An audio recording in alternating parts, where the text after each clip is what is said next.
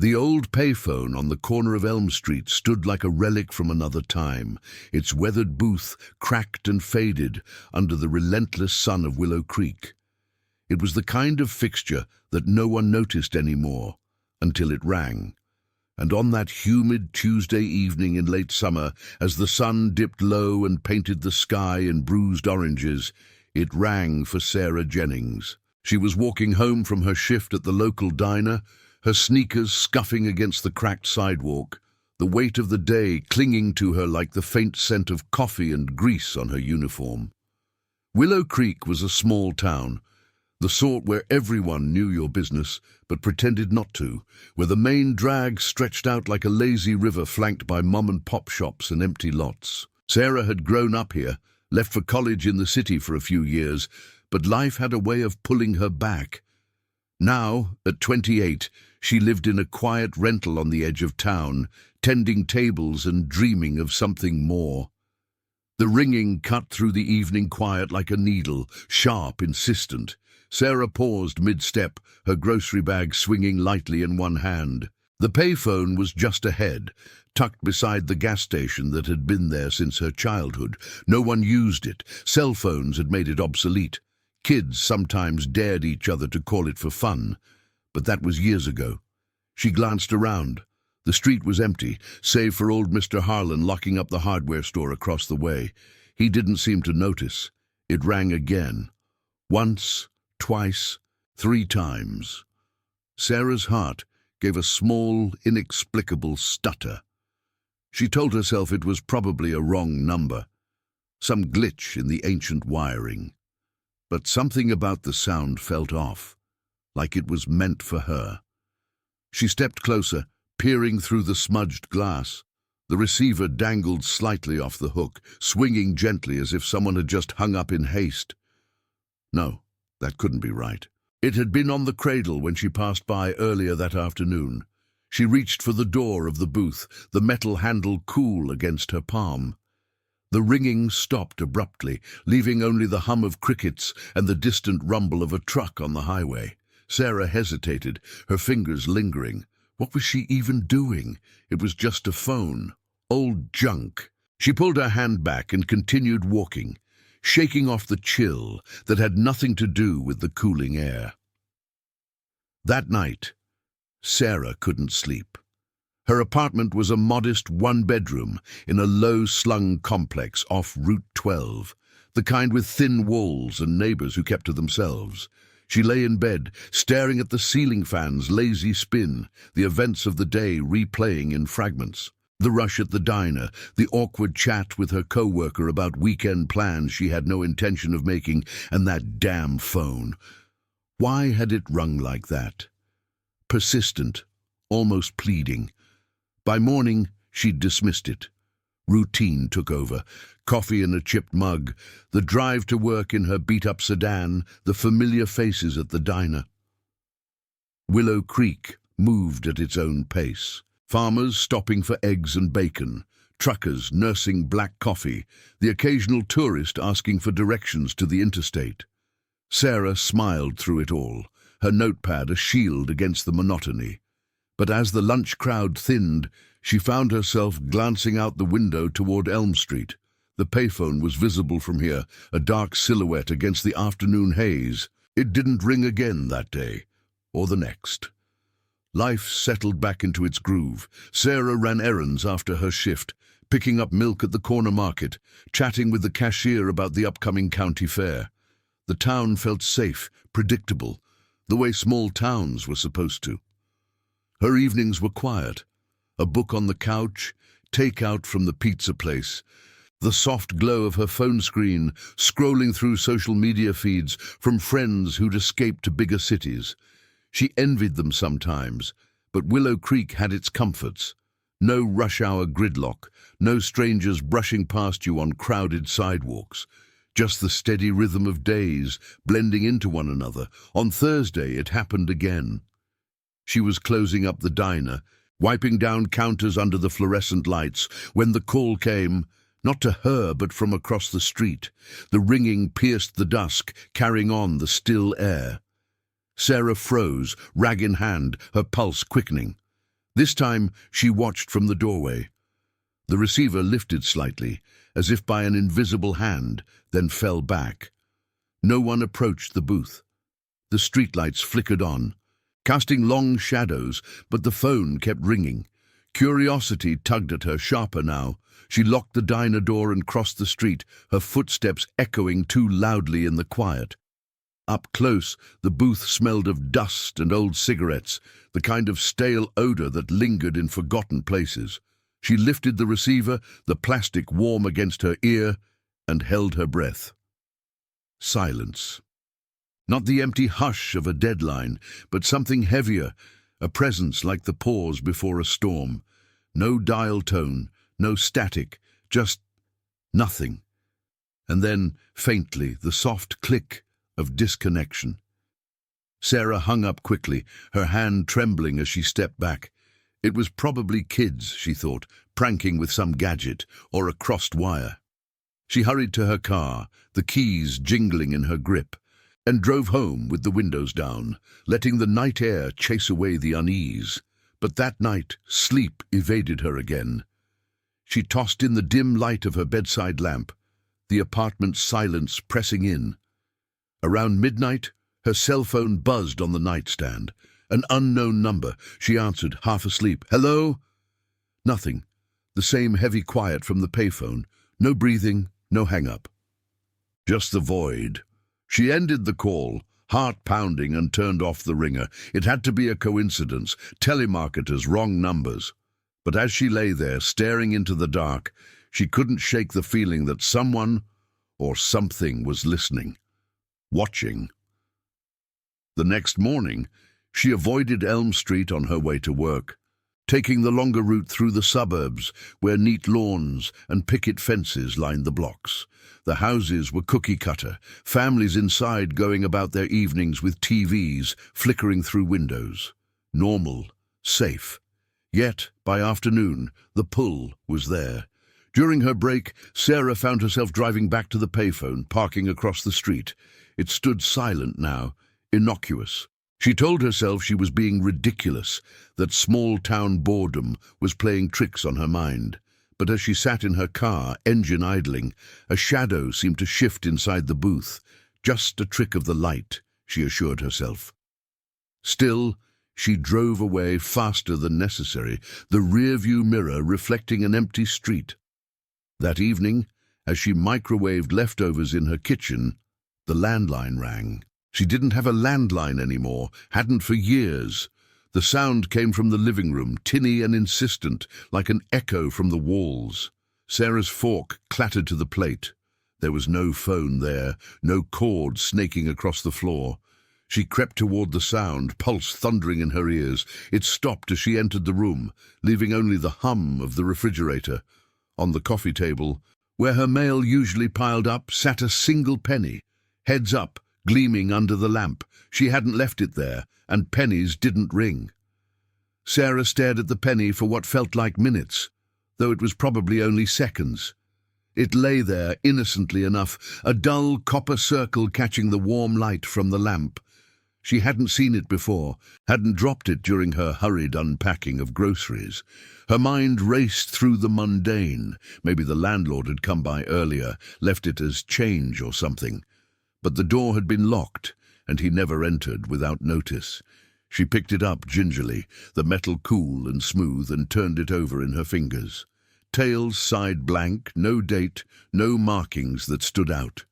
Just a penny. She set it down and stepped back, rubbing her hands together as if to wipe away an invisible residue. The apartment felt smaller now, the walls leaning in with their faded wallpaper and scuffed baseboards. Sarah flicked off the lamp and retreated to the bedroom, drawing the curtains tight against the streetlight's glow. Sleep came in fits, her dreams fragmented, endless ringing echoing through empty streets, shadows lingering just out of reach. The next day dawned grey and overcast, the kind of weather that hung heavy over Willow Creek like a damp blanket. Sarah called in sick to the diner, her voice steady but her hands shaky as she gripped the phone. She needed a day to clear her head, to shake off whatever this was. Nerves, she told herself. Too much coffee, not enough rest. The town had its share of oddities, ghost stories whispered at the local bar about the old mill by the river, but she wasn't one for superstitions. Still, she spent the morning tidying the apartment, moving with deliberate slowness, as if order could banish the unease. By noon, the penny was back on the coffee table. She found it while wiping down the surfaces, exactly where she'd left it the night before. No, wait, that wasn't right. She'd put it in the kitchen drawer, tucked away with the spare keys and rubber bands. Her stomach twisted. Had she imagined that? Sleep deprivation could do funny things, make you question the simplest actions. She laughed it off, a short, brittle sound, and pocketed the coin this time, heading out for a walk to clear the fog. The suburbs around her complex were quiet midweek, the streets lined with two-story colonials and ranch-style homes, their driveways holding minivans and the occasional basketball hoop. Kids were in school, parents at work or running errands. Sarah walked the familiar loop, past the community park with its empty swings creaking in the breeze, toward the edge where the lots gave way to woods. The air smelled of wet earth and pine, grounding her. But as she turned back, her phone vibrated in her pocket. Not a call, but a text from an unknown number, a single period, nothing else. She deleted it, chalking it up to spam, but the screen felt heavier in her hand. Back home, she brewed tea and settled on the couch with a notebook, jotting down the incidents like a grocery list. Payphone rings, silent calls, phantom landline, the penny. Seeing it written made it seem less real, more like a puzzle than a threat. Maybe she should talk to someone. Her neighbor, Mrs. Ellis, who baked pies and gossiped about town doings, or even the sheriff's office. But what would she say? An old phone is pranking me. They'd smile politely and suggest she get more sleep. The afternoon dragged. Sarah tried reading, but the words blurred, her eyes drifting to the windows. From the living room she had a partial view of the street, cars passing sporadically. She thought she saw a figure pause at the corner, near the entrance to the complex. But when she blinked, it was gone. A mail carrier, probably, or one of the joggers who looped the block. Paranoia, she muttered, forcing herself to focus on the book. As evening fell, the sky bruising into twilight, she decided on a drive. Anything to break the cycle of staring at walls. She grabbed her keys and headed out, the penny still in her pocket like a talisman she couldn't quite discard. The highway out of Willow Creek stretched east-west, flanked by cornfields and the occasional billboard for truck stops or motels. She drove aimlessly, radio tuned low to a country station crooning about lost love, the kind of song that fit the open road. About 10 miles out, she spotted a diner off the exit, its neon sign flickering, open 24/7. Not hers, but similar. Chrome stools, checkered floors, the smell of fries and pie crust wafting as she stepped inside. A few locals nursed coffees at the counter, a trucker in the corner booth scrolling his phone. Sarah ordered a slice of apple pie and sat by the window, watching semis rumble past. The normalcy soothed her. This was America at its everyday best, pie and highways and strangers minding their own. Her phone buzzed again, unknown number. She ignored it at first, but curiosity won. The message was another period. Then, as she watched, a third came, a space, then another period, like Morse code or nothing at all. She powered off the device, heart rate picking up, and paid her bill in cash. The waitress, a woman with tired eyes and a name tag reading Barb, gave her a knowing smile. "Rough day, hun?" "Something like that," Sarah replied, forcing a grin. Back in the car, she gripped the wheel tighter, the road ahead blurring slightly in the headlights. Willow Creek loomed in the rear view, its lights a faint cluster. She took the long way home, looping through back roads where farms dotted the landscape, silos standing sentinel in the dark. Pulling into her complex, she noticed the payphone again. Not the one on Elm, but a newer one near the entrance installed for emergencies. It stood silent, receiver neatly in place. But as she parked, her now silent phone lit up in her pocket. She pulled it out, screen showing a missed call from the same unknown number. No voicemail, just the log, time-stamped minutes ago, right when she'd been miles away. Inside the apartment, she double-checked the locks, the chain rattling softly. The coffee table was bare, no penny, no mail disturbed. Relief washed over her, mingled with doubt. Had she really moved it? She sank onto the couch, the notebook open beside her, and added the new entries. Texts, the drive, the call, patterns emerging, faint but insistent, repetition, like echoes. That night, the dreams returned sharper. The payphone booth, glass-fogged, a hand pressing against it from inside, faceless, insistent. She woke sweating, the clock glowing 3:17 a.m. The apartment was still, but in the hallway outside she swore she heard footsteps, soft, retreating. Her neighbor's cat maybe, or the wind. She lay awake until dawn, listening to the quiet amplify every creak and sigh of the building. By morning, the penny was on the nightstand. Not in her pocket, not in the drawer. Heads up, as always. Sarah didn't touch it this time.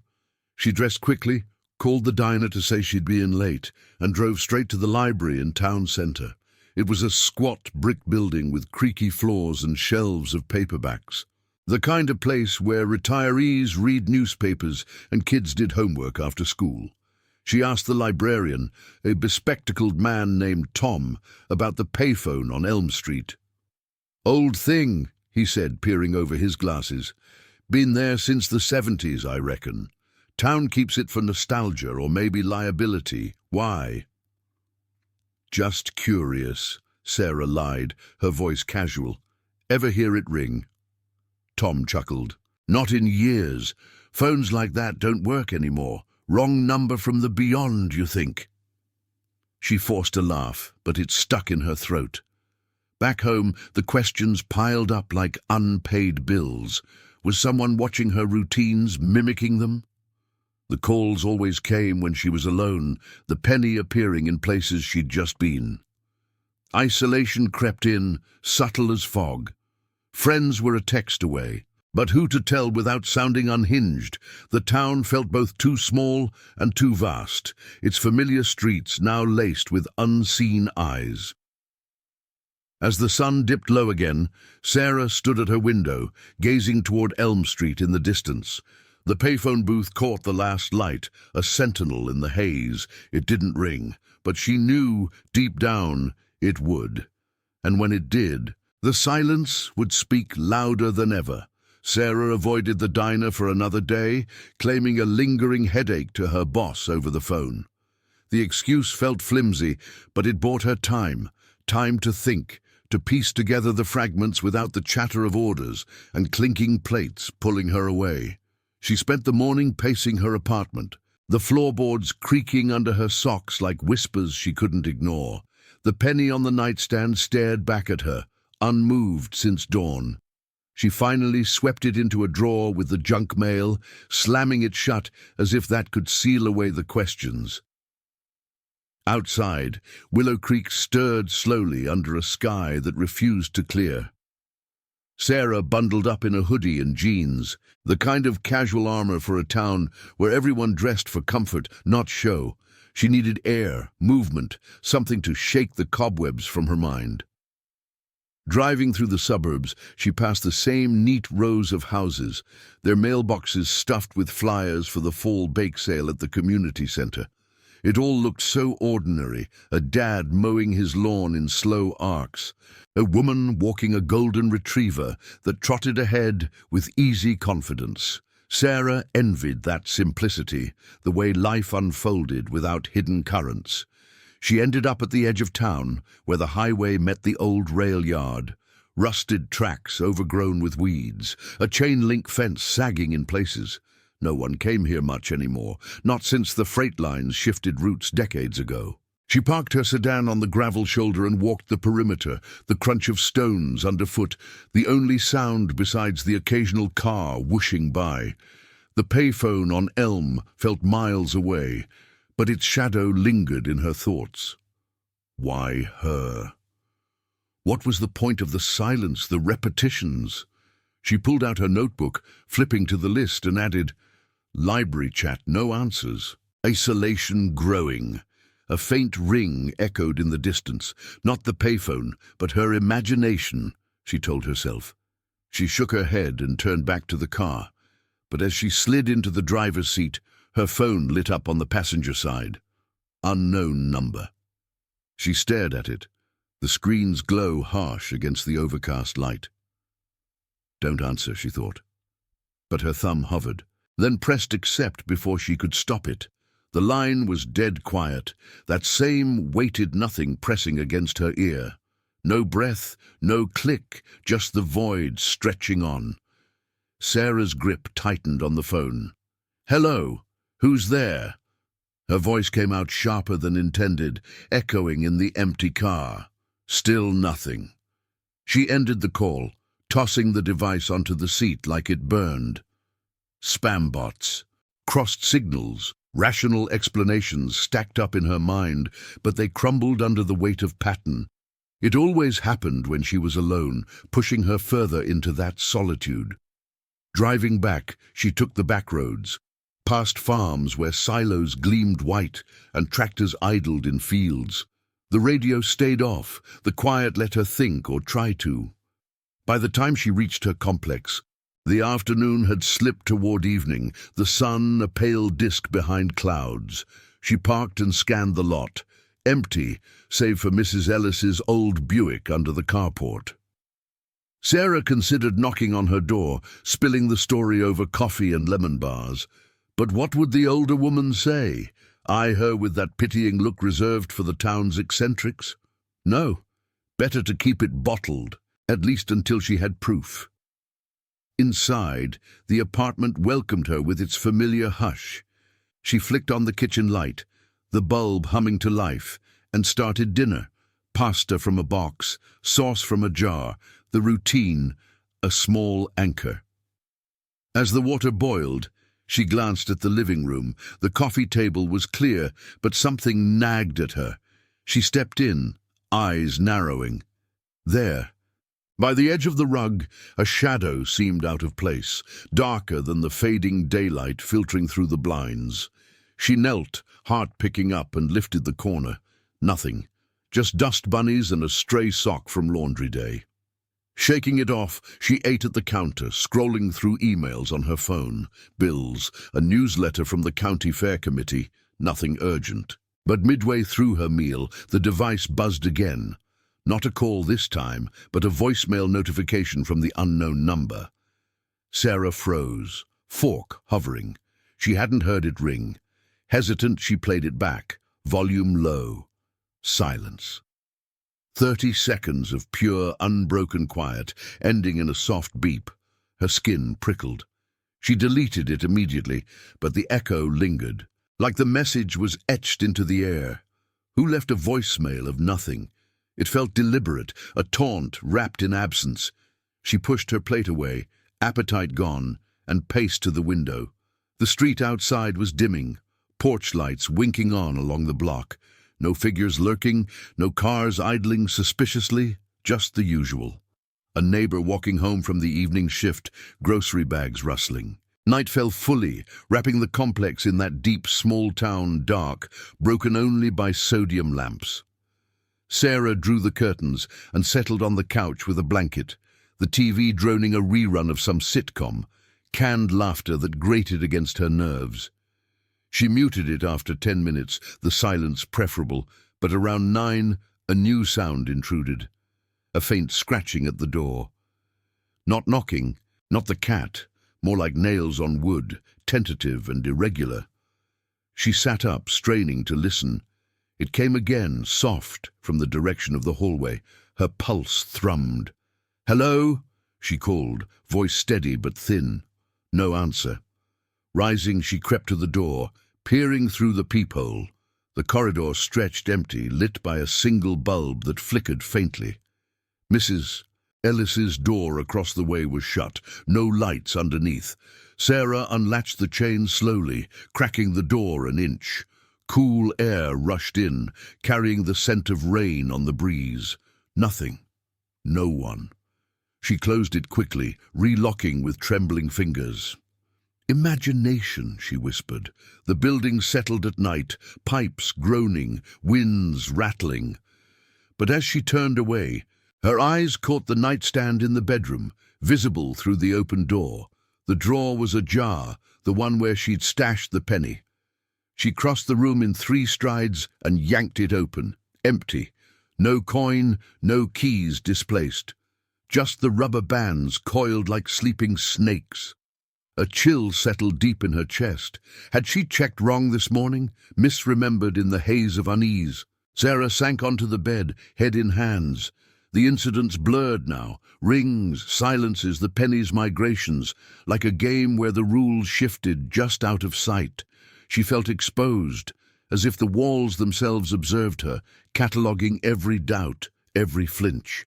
Willow Creek, with its quiet streets and knowing glances, suddenly seemed complicit, a stage set for whatever this was. She didn't sleep much that night. Instead, she lay with the lamp on, notebook clutched like a shield, adding details in the dim glow, scratching, empty drawer, endless quiet. Patterns sharpened in the scrawl, always when alone, always silent, always leaving her more isolated. By dawn, resolve hardened. She couldn't ignore it forever. Today, she'd go back to Elm Street, face the payphone head on. Watch it, wait for the ring, uncover the trick or the truth. As the first light crept through the blinds, her phone buzzed once more on the nightstand. Unknown number. Not a call, but a text. A single space. Then nothing. Sarah deleted it, but the screen's after-image burned in her mind. The silence was closing in, patient and unrelenting. And somewhere in the heart of town, the payphone waited. The morning light filtered through the blinds in thin grey slivers, turning the apartment into a half-shadowed maze. Sarah sat on the edge of the bed, her notebook closed beside her, the pages heavy with scribbled suspicions. The text from the unknown number lingered in her mind like a half-remembered dream, empty yet insistent. She dressed in layers against the chill that seemed to seep from the walls. Jeans, a flannel shirt, her sneakers laced tight. No makeup, no lingering over coffee. Just a quick swallow of water from the sink, the faucet's drip echoing too loudly in the quiet kitchen. She grabbed her keys and stepped out, locking the door with a decisive click. The complex hallway stretched empty, the air stale with the faint scent of last night's rain. Down the stairs, past the lobby where the super's door hung ajar, tools scattered on the floor like forgotten thoughts. Outside, Willow Creek woke sluggishly, a delivery truck rumbling down the access road, the distant bark of a dog testing the air. Sarah slid into her sedan, the engine coughing to life, and pointed it toward Elm Street. The drive was short, familiar turns through neighborhoods where American flags fluttered from porches and sprinklers misted dew-kissed lawns. But today, the route felt longer, each stop sign a pause to scan the rear view for shadows that weren't there. Elm Street came into view, the payphone booth squatting on the corner like an old sentinel, its glass panes smeared with fingerprints from some long-ago user. The gas station beside it pumped its usual mid-morning traffic, a farmer in overalls filling up his pickup, the attendant wiping pumps with a rag. Sarah parked across the street, in the lot of the hardware store, and cut the engine. She sat there for a moment, hands on the wheel, watching. The booth stood silent. The receiver cradled neatly, no swing or sway, normal, harmless. But the pull was magnetic, drawing her out into the crisp air. She crossed the street slowly, her footsteps measured on the faded crosswalk. Up close, the booth's door creaked open at her touch, releasing that dusty, cigarette-laced smell. Inside, the floor was littered with faded gum wrappers and a crumpled soda can, relics of neglect. Sarah lifted the receiver, the black plastic cool and slightly gritty against her palm. She held it to her ear, expecting the dead line, the heavy nothing. But there was a faint hum this time, A dial tone, weak and flickering, like a breath held too long. Her thumb hovered over the keypad. What number? Who to call? The thought struck her. Trace it back. She punched in her own cell number, the tones beeping sharply in the confined space. The line clicked, then rang, once, twice, on the other end, or so she imagined. In her pocket, her phone vibrated, a muffled buzz against her thigh. She fumbled it out, staring at the screen. Incoming call from her own number. Her breath caught. She answered, pressing both receivers to her head like some absurd conference. Silence bridged the gap, no echo of her own breathing, no static hum. Just that void, deeper now, as if the booth amplified it. Sarah's free hand gripped the booth's metal frame, the cold seeping through her skin. "Hello?" she whispered, though she knew it was pointless. The quiet stretched, patient, wrapping around her like fog off the highway. Then faintly a sound, not a voice, but a rustle like paper shifting in an empty room, or keys in a pocket. Her pocket. She lowered the cell, ending the call, and stared at the payphone receiver. It felt warmer now, almost alive. Panic flickered, but she pushed it down, forcing logic. A loop, some electrical feedback from the old lines. She hung up and stepped back, the door swinging shut behind her. The street noise rushed in, cars idling, the gas pump clicking off, but it felt distant, muffled. Sarah turned to leave, but her eyes caught something inside the booth. On the small metal shelf below the phone, a penny. Heads up, glinting in the diffused light, her stomach dropped. She hadn't seen it before, not when she entered. Trembling, she reached in and snatched it, the coin slipping into her palm like a secret. It was identical, smooth, unmarked. She pocketed it and hurried to her car, sliding behind the wheel with a gasp. The hardware store's window reflected her face. Pale, eyes wide, the small-town girl unraveling thread by thread. Driving away, she looped back toward the suburbs, mind racing. The penny burned against her hip, a tangible proof that defied explanation. How? Who? The questions circled like vultures, picking at her sanity. She passed the diner without stopping, the neon sign unlit in daylight, her co-workers inside oblivious to the storm in her head. Home called, but she veered instead toward the library again, tires humming on the pavement. Tom was at the desk, sorting returns, his glasses perched low. "Back so soon?" he asked, glancing up with mild curiosity. "The payphone," Sarah said, leaning on the counter, her voice low. "You said it's from the 70s. Any stories? Accidents? Or something?" Tom's brow furrowed, but he set down the book. "Folks talk. Old man who owned the gas station back then disappeared one night. Left everything. Truck, house, even change in his pocket.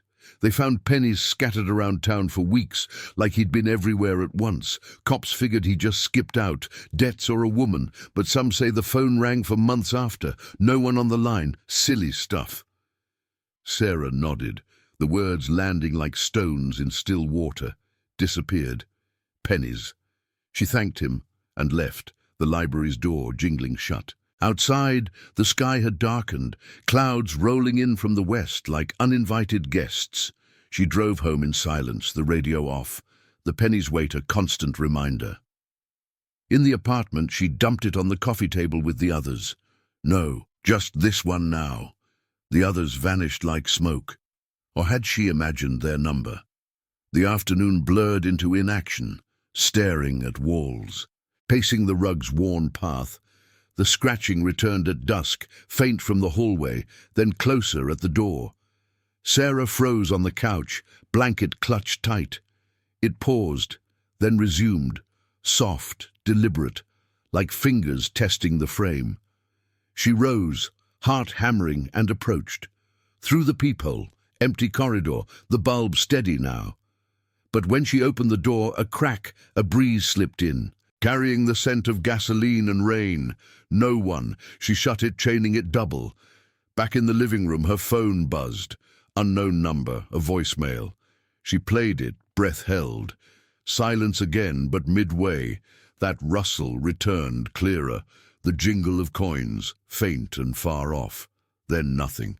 Sarah deleted it, but the sound echoed in her ears. Patterns complete, the phone, the calls, the penny, the sounds, all circling her, drawing tighter. Night deepened, the apartment a cocoon of shadows. She didn't turn on the TV, didn't eat, just sat, notebook open, pen idle. The realization crept in, slow and cold. It wasn't a who, but a what. An echo of the town itself, or something lost in its quiet folds, reaching out through the relics. The payphone wasn't calling her. She was answering it, feeding the loop with her attention. Isolation wasn't the goal, it was the medium, the silence that amplified the nothing into everything. Around midnight, the payphone's ring didn't come from Elm Street. It emanated from the walls, or her mind, a vibration in the air. Sarah didn't move. She waited, the quiet settling like dust. And in that wait, understanding bloomed. Every call was without a voice, because it was hers, reflected back, empty, insistent, eternal. Morning would come, Willow Creek stirring as always, but the booth would stand ready, and somewhere a penny would wait to appear.